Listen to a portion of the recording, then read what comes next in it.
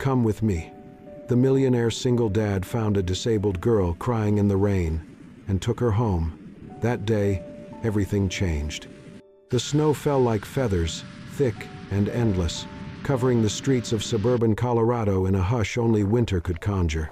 It was Christmas Eve, but instead of twinkling lights and joyful carols, the city was blanketed in cold silence and shimmering white. Nathaniel Rowan gripped the steering wheel as his black SUV inched through traffic. His 5-year-old daughter, Susan, sat in the back, humming softly to herself, a gingerbread cookie clutched in her mittened hands. The road ahead was blocked, an accident perhaps, forcing Nathaniel to turn off into a quieter street near the edge of a city park. Snow crunched under the tires as they rolled down the narrow lane. Then Susan's voice broke the silence. "Daddy, stop." Nathaniel's brow furrowed. "What is it, sweetheart?" She pressed her tiny hand to the window. "There's a lady under the tree." He slowed the car. Under a withered pine tree, slumped over in an old wheelchair, was a woman, young, fragile-looking, her long blonde hair damp with snow. Her arms were wrapped tightly around a torn paper bag, and an old leather suitcase sat by her side.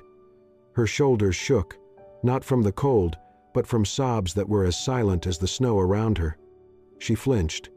Only then did she look at him, startled, eyes wide, as if she hadn't expected anyone to notice she existed.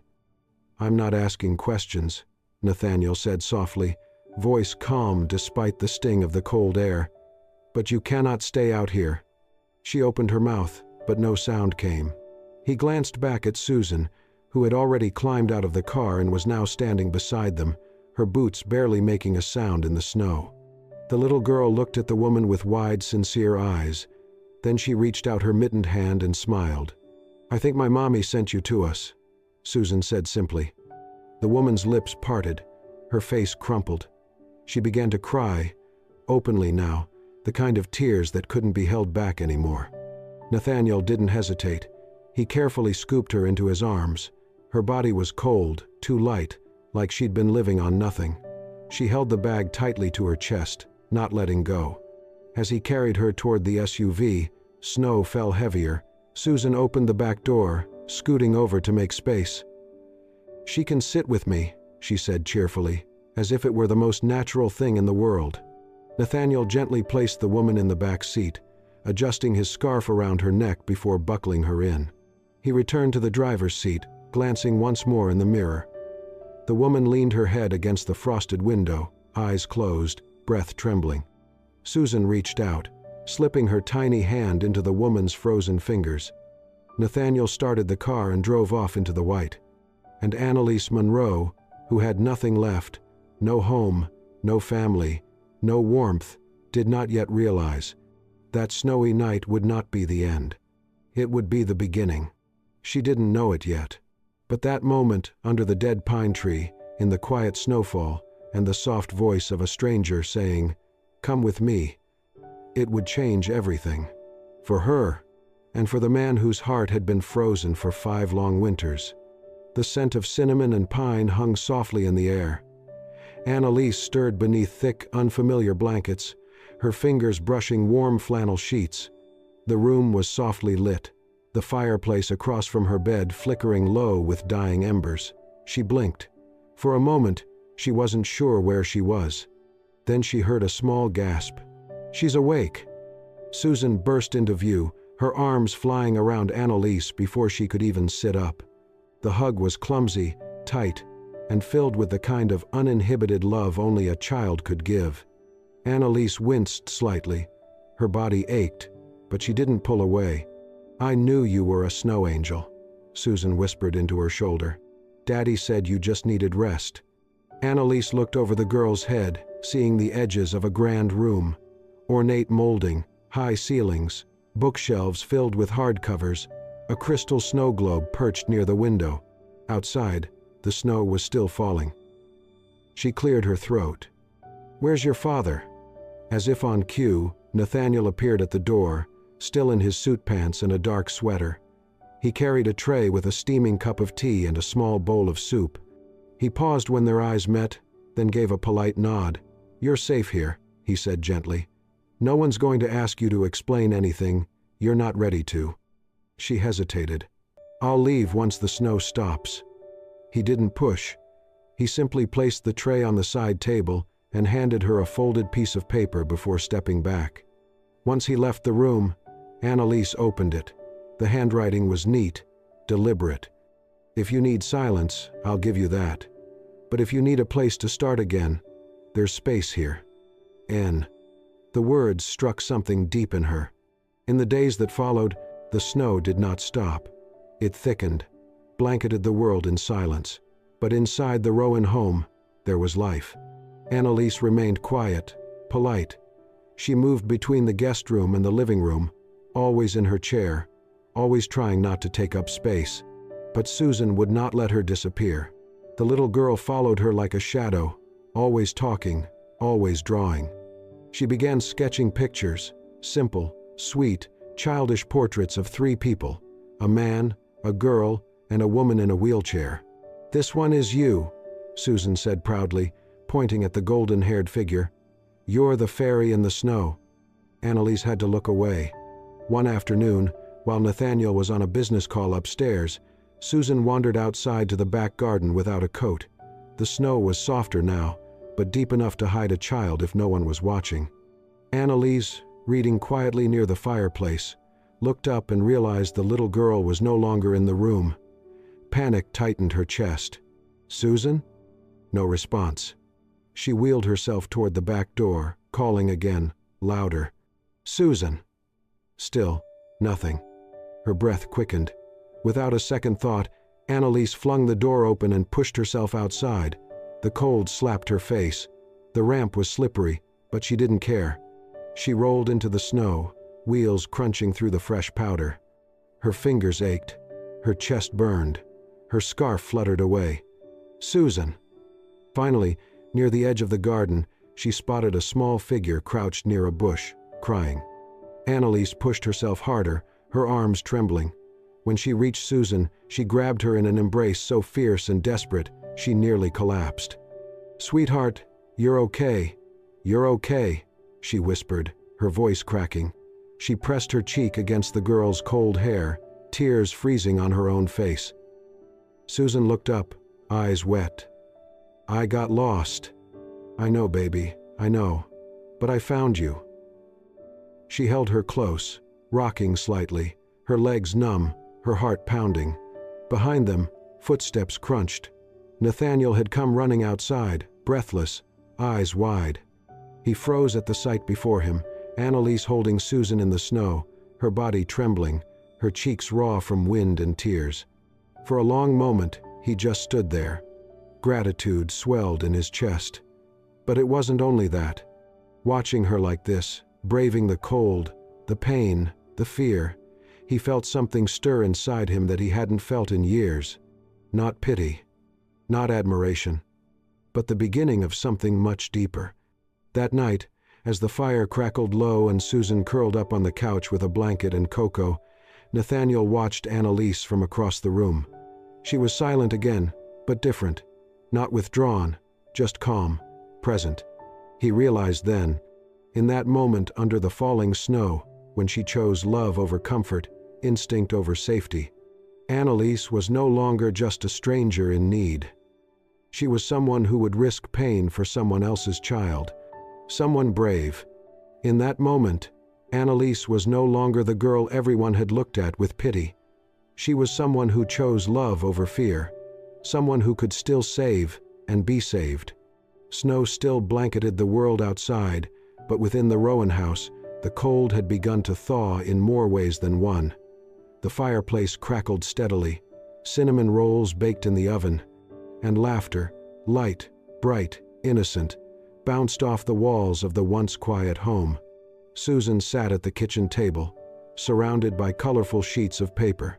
Annalise guided her small fingers through the delicate folds of a paper flower. "Like this?" Susan asked, squinting in concentration. Annalise smiled softly. "Perfect. Just tuck the edge here. Now twist. There you go."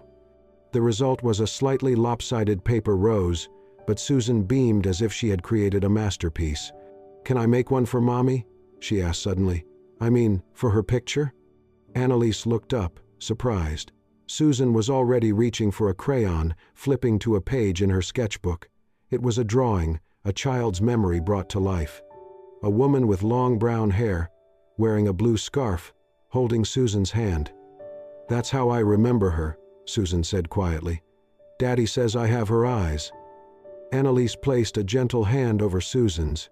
"She'd be proud of you," she whispered. In the doorway, Nathaniel stood still, out of sight. His eyes lingered not on the paper, but on his daughter's face, so full of joy. It had been years since he'd heard her laugh like this, not the forced kind to please him, but real, bubbling joy. And it was because of the woman in the wheelchair.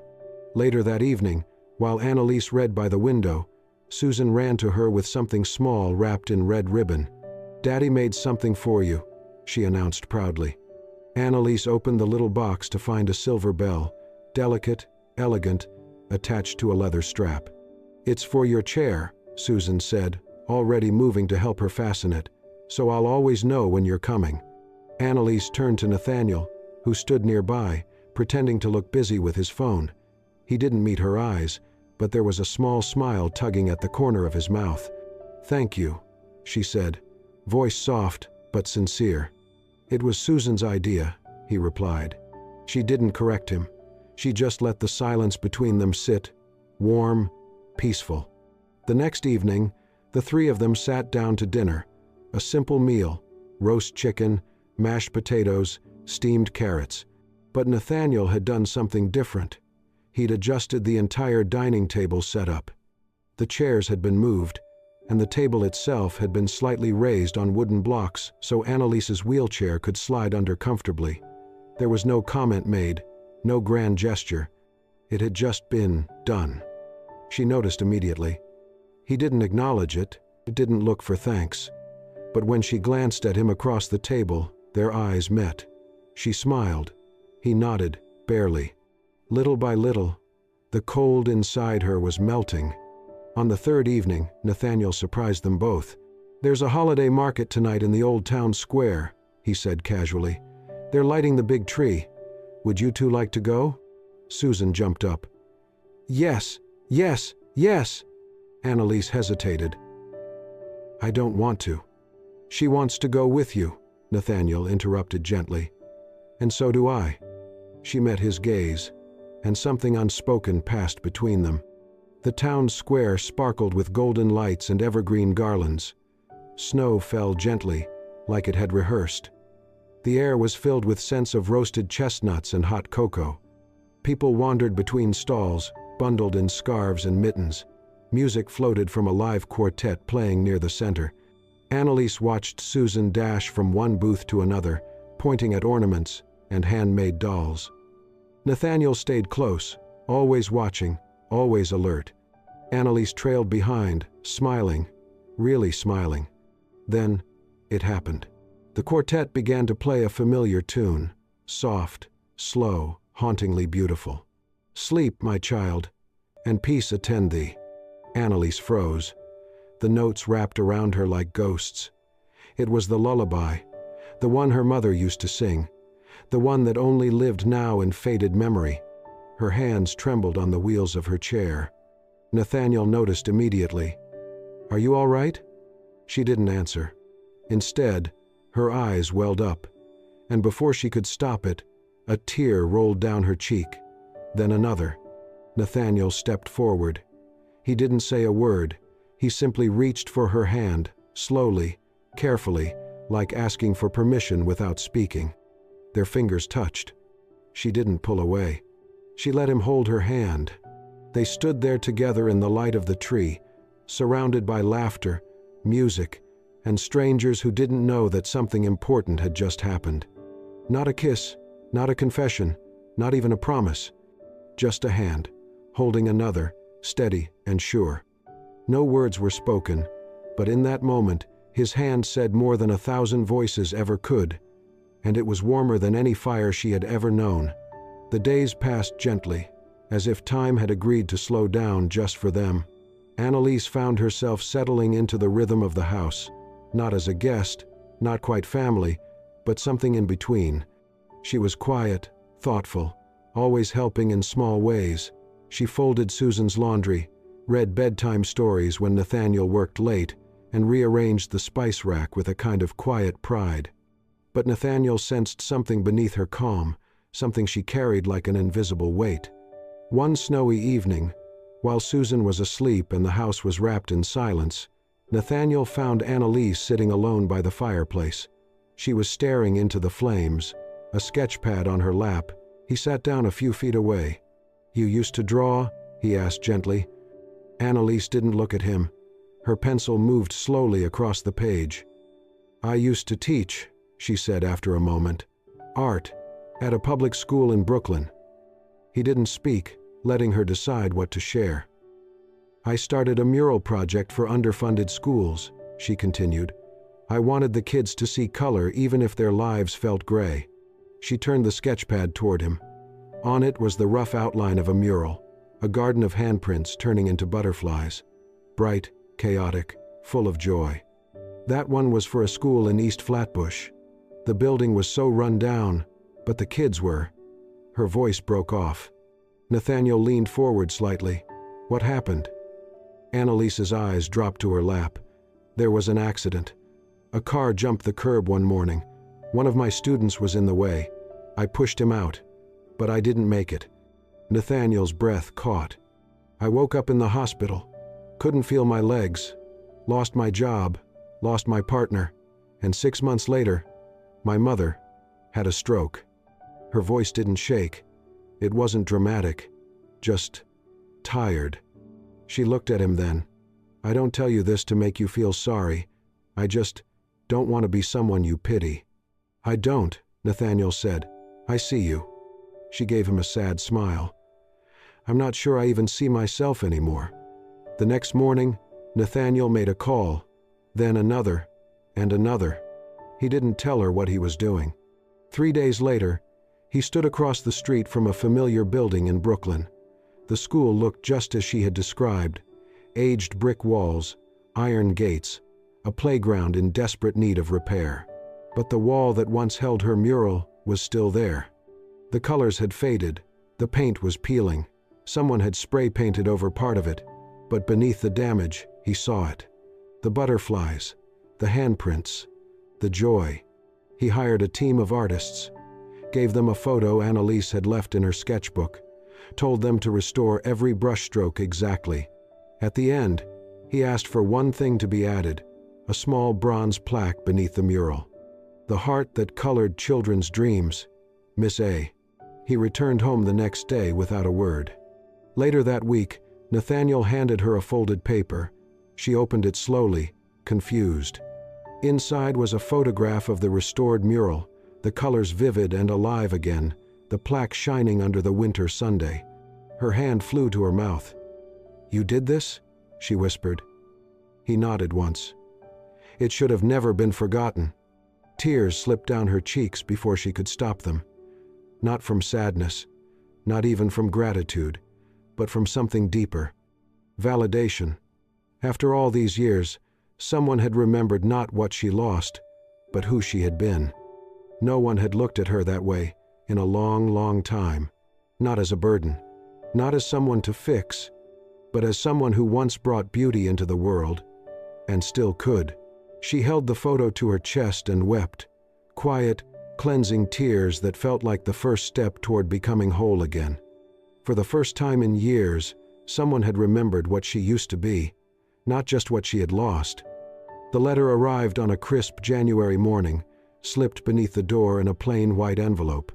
Annalise recognized the logo before she even opened it. She had written to the research hospital months ago, before she met Nathaniel, before she ever thought she'd stay. Inside, the words blurred as she read, "A full evaluation, experimental spinal procedure, covered entirely by grant funding. Travel and accommodation included, must relocate for several months." Her heart pounded. It was everything she had hoped for, once, before. She folded the letter and slid it beneath her pillow. She told no one. Not yet. That night, after Susan fell asleep curled beside her in the guest room, Annalise sat in silence, the envelope clutched in her hands. Her fingers trembled. She loved them, more than she could admit. But she wasn't theirs. She didn't belong. And sooner or later, that truth would hurt someone. She thought maybe, if she left quietly, she could spare them. She began to pack just after dawn. She folded her clothes with slow, deliberate hands, took down the paper flowers Susan had taped to her headboard, picked up the silver bell from her wheelchair, and placed it gently in the side pocket of her bag. She zipped the suitcase halfway, then paused. From the doorway came a small voice. "Why are you packing?" Annalise turned, startled. Susan stood barefoot in her pajamas, hair tousled, holding her stuffed bunny by one ear. She faltered. "I have to go for a little while." Susan's eyes filled instantly. "You're leaving?" Her voice cracked. "But you're my snow fairy." Annalise knelt beside her, reaching for her hands. "Sweetheart, I'm not leaving because I want to. I have to. It's for something important." Susan yanked her hands away. "That's what Mommy said." Annalise froze. "She said she'd come back." Tears spilled down Susan's cheeks. "But she didn't. And now you're doing the same thing." Annalise felt her chest cave in. "No, Susan, it's not the same." "Yes, it is," Susan shouted, then ran from the room. Annalise sat in stunned silence, her hands trembling in her lap. Downstairs, Nathaniel heard the commotion. He met Susan on the staircase, tears running down her face. She ran into his arms. "She's leaving," Susan sobbed, "just like Mommy." He didn't ask questions. He didn't wait. He climbed the stairs 2 at a time, his jaw tight. When he reached the guest room, Annalise was sitting beside the half-packed suitcase, her eyes red. "You were going to leave?" His voice was low but shaking. "Without saying anything?" "I didn't want to make it harder," she whispered. "I didn't want to hurt her." Nathaniel stepped inside, his expression unreadable. "So instead, you thought disappearing would hurt less." "I got accepted into a program," she said, holding up the letter. "They might be able to help me walk again. It's in another state. I'd be gone for months. I didn't think—" "No, you didn't," he snapped. She flinched. His voice rose, cracking. "Do you think this is easy for me? Do you think I just bring anyone into my daughter's life?" Tears welled in her eyes. "That's why I have to go. You've already lost someone." "I lost the woman I loved because I wasn't brave enough to fight for her," Nathaniel said, louder now. "And I'm not letting that happen again." Annalise stared at him. His hands were clenched at his sides. "You think you're doing this to protect us. But the truth is, you're scared. You don't believe you deserve this. Any of it." He took a deep breath, voice shaking. "But you do. Damn it, Annalise, you do." She was crying now, silent tears streaming down her cheeks. "You matter," he said, softer now. "Not because of what you've lost, but because of who you are. And we don't want a goodbye. We want you." For a moment, all she could do was breathe. And then she nodded. Not a big, dramatic gesture, just a small, almost imperceptible motion. But it said everything. She wasn't leaving. Not tonight. She thought leaving would protect them. She didn't realize. She had already become the very thing that held them together. The suitcase remained under the bed, untouched. The letter from the out-of-state hospital sat folded inside a drawer, unread for days. And for the first time, in a very long time, Annalise didn't feel like she was waiting for her life to begin somewhere else. She had chosen to stay. The morning after her decision, she met with a specialist at the local hospital. Nathaniel had arranged everything, but said nothing about it. No offers of help, no discussion of cost. Just quiet, unseen support. She learned about a new treatment, less invasive, longer-term therapy, designed to restore strength and some mobility. The odds weren't guaranteed, but for Annalise, the possibility was enough. Each morning, she wheeled herself down the driveway to a waiting car. Each afternoon, she returned exhausted but hopeful. It wasn't dramatic, it wasn't fast, but it was real. One day, After a particularly difficult session, she returned home to find Susan sitting at the kitchen table, cutting colored paper with intense focus. "I made something for you," Susan said proudly, holding it out. "For being brave." Annalise took the paper badge and laughed. It was shaped like a snowflake, lopsided and glittery, with scribbled letters across the front. "Snow Warrior, the bravest in the world." Annalise pinned it to her sweater and whispered, "I'll wear it forever." She meant it. That night, she stepped out onto the porch for fresh air. The snow had started to melt. The wind was softer now. There was peace in the stillness, until she heard voices down the street. Curious, she wheeled herself slowly toward the corner and saw it. 2 news vans, a small crowd of reporters, and Nathaniel in the center, trying to move past them. "Mr. Rowan, is it true you turned down a merger worth $80 million? Are you stepping away from Rowan Global permanently? Is the mystery woman we've heard about the reason for your disappearance from the board?" Annalise froze. She had known Nathaniel was successful, but not like this. She watched from a distance as he brushed off the cameras and stepped into his car, his expression unreadable. She turned and wheeled herself back inside, heart pounding. The weight of it sank in. His world was polished, powerful, public, and hers wasn't. She stared at her reflection in the hallway mirror, the girl in the chair, with tired eyes and a paper snowflake badge pinned to her chest. The question came uninvited, but undeniable. In his world, is there a place for someone like me? She had started to believe in healing, but some wounds whispered louder than others, especially the ones that said, "You don't belong." The hallway at the rehabilitation center was quiet, the only sound, the soft squeak of rubber soles on polished tile. Annalise stood between parallel bars, sweat clinging to her temples, arms shaking from the strain. She had taken 4 steps that day, uneven, unsteady, but hers. And then, on the 5th, her knees buckled. The physical therapist reached to catch her, but someone else was already there. Nathaniel. He dropped to the floor beside her, arms strong and sure, cradling her gently. "I'm okay," she whispered, breathless, laughing through the exhaustion. "I fell, but I'm okay." Nathaniel didn't laugh. His gaze searched hers, as if he was looking for something deeper than pain or pride, as if he was seeing all of her, the courage, the fragility, the fire. He helped her back into her chair. Neither spoke much on the ride home. The snow had started falling again, quietly blanketing the streets like powdered sugar.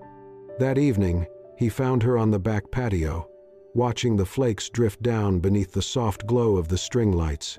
"Come with me," he said gently. She followed him through the house, past the dining room, the study, and down a quiet hallway she had never seen before. He opened a door. Inside was a freshly painted room, walls the color of soft lilac, shelves lined with sketchbooks and new supplies, a wide window looking out into the woods. An easel stood in the corner, and above it, a small wooden plaque engraved with a single name, Annalise's Studio. She covered her mouth with her hands. Nathaniel handed her a rolled-up paper. She unrolled it slowly. It was the blueprint for the room. The notes were in his handwriting, every detail thought through, every measurement precise. "I didn't want to ask you to stay," he said quietly. "Not like that. Not with a ring or a promise you're not ready for." He looked at her, steady. "But I also couldn't stand the thought of you feeling like a guest here. This is your home too, if you want it to be." Tears welled in her eyes. No declarations, no fairy tale lines, just a room, a place, a truth. He stepped closer, took her hands. "I don't want to rescue you, Annalise," he said. "I just want to stand beside you, wherever you are." And in the doorway of that little room, with snow falling outside and Christmas lights glowing behind them, Annalise leaned in. He met her halfway. Their first kiss was soft, no fanfare, no rush. Just warmth, meeting warmth in the quiet space where 2 broken hearts had finally found something whole. No one saved the other. They simply found each other, at the moment their hearts needed it most. Snow blanketed the earth once again, falling softly like it had the year before. But this time, it didn't feel cold. It felt familiar, gentle, full of memory. A full year had passed. Annalise stood inside a cozy, sunlit classroom at the local community center, leaning slightly on her crutches. She moved slowly, but confidently, no longer confined, no longer afraid. Children sat around her in a circle, their hands smudged with paint, their laughter bouncing off the walls. The room was filled with color, joy, and life. She had started the art program 2 months earlier, a free class for children with disabilities and those from underprivileged families.